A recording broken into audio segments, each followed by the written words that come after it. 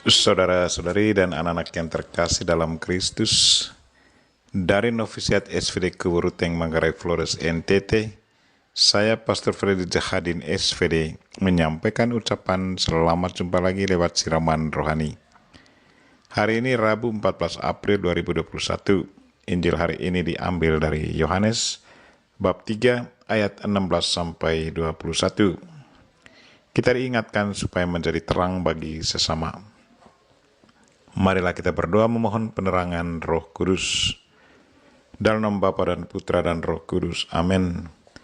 Tuhan dan Allah kami, puji dan syukur kami haturkan kepadamu karena Engkau selalu menghendaki agar kami menjadi terang bagi sesama.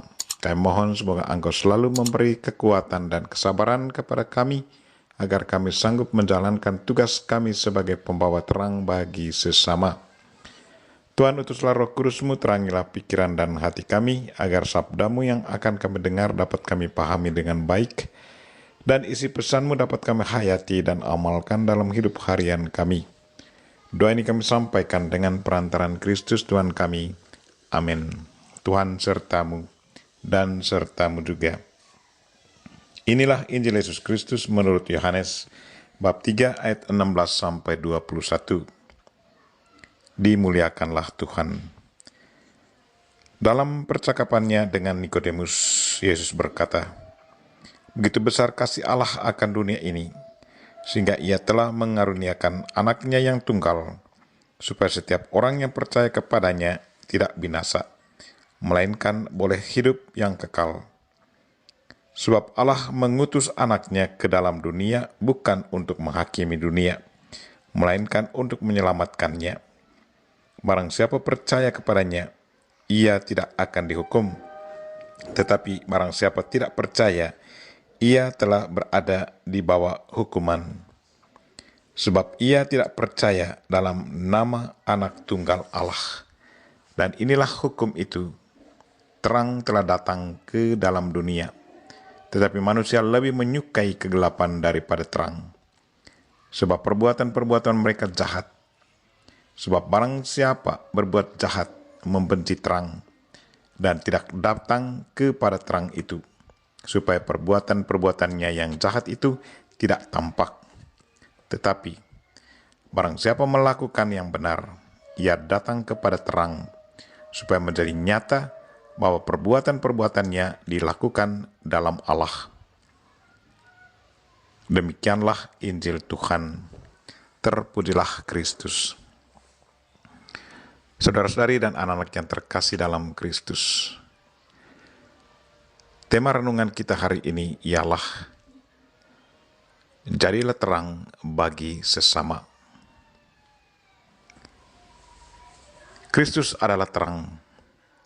Dia sudah datang ke dunia membawa terang ke dunia, tetapi ada yang menolak dan membencinya. Mereka membunuhnya. Menurut Yohanes penulis Injil, hukuman bagi mereka yang menolak Yesus Kristus adalah hidup dalam kegelapan kekal. Kegelapan adalah ketiadaan terang. Kita bisa menggelapkan ruangan dengan mematikan lampu, tetapi kita tidak bisa menggelapkan ruangan kalau lampu yang bernyala masih ada dalam ruangan itu. Kita tidak bisa menggelapkan ruangan dengan mematikan kegelapan. Kita cuma bisa menggelapkan ruangan dengan mematikan terang. Yesus datang ke dunia sebagai terang. Dia adalah terang itu sendiri, tetapi manusia membencinya. Manusia lebih suka kegelapan, cara hidup setan, daripada cara hidup Yesus yang adalah terang. Menerima setan berarti menerima kegelapan. Dan bagi yang mengikuti setan akan mengalami kegelapan untuk selamanya. Di mana setan bersemayam, di sana terdapat kegelapan. Di mana ada kegelapan, di sana ada setan. Ketiadaan terang. Itu berarti ketiadaan Tuhan, sumber terang.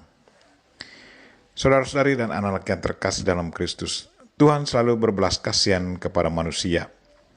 Cintanya tidak dibatasi oleh kejatuhan manusia. Cintanya selalu melampaui keterbatasan manusia. Karena cintanya yang sangat luar biasa itu, maka dia mengutus putranya untuk menebus manusia. Inisiatif Tuhan yang begitu indah ini sudah layak dan sepantasnya harus ditanggapi oleh manusia yang tinggal di dalam kegelapan agar mendapat keselamatan, mendapat terang. Yesus datang ke dalam kegelapan di mana manusia berada.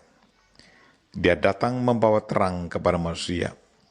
Dia mengharapkan agar manusia yang ada di dalam kegelapan itu merasa bahagia dengan terang yang ditawarkan Yesus Kristus itu dan menerimanya dengan penuh kegembiraan. Bagi yang percaya, maka terang itu mendatangkan keselamatan baginya. Terang Kristus itu sesungguhnya bukan untuk dirinya sendiri, tetapi harus dipancarkan kepada sesama.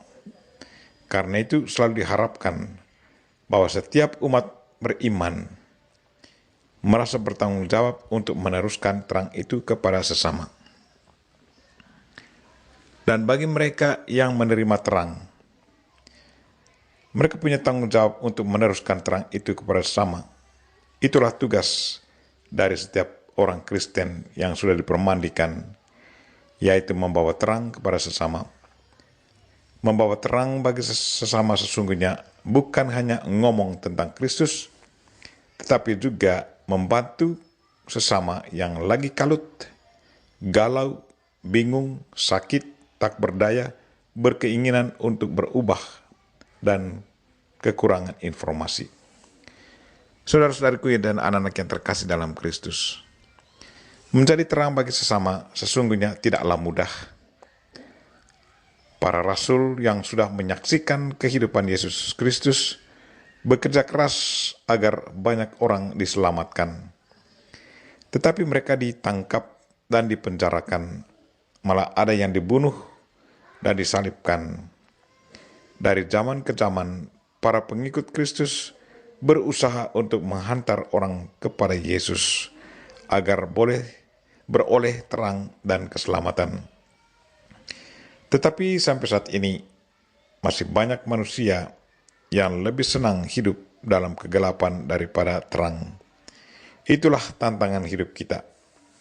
Tantangan itu harus kita hadapi dan selalu berusaha untuk menjawabnya.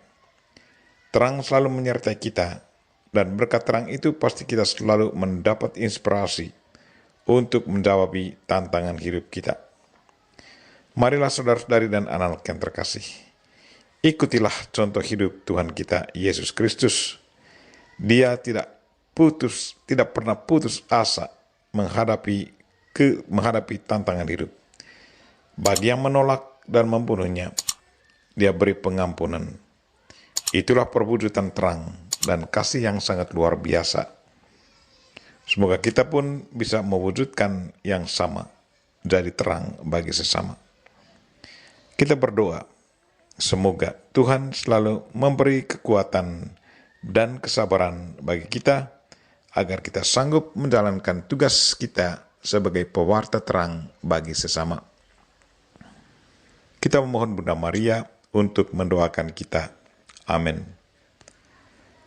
Marilah kita mohon berkat Tuhan. Tuhan sertamu dan sertamu juga. Semoga saudara sekalian dan mereka-mereka yang kita doakan pada hari ini, secara khusus saudara-saudara kita yang lagi sakit, dilindungi, dibimbing, dan diberkati oleh Allah yang Maha Kuasa, Bapa dan Putra dan Roh Kudus. Amin.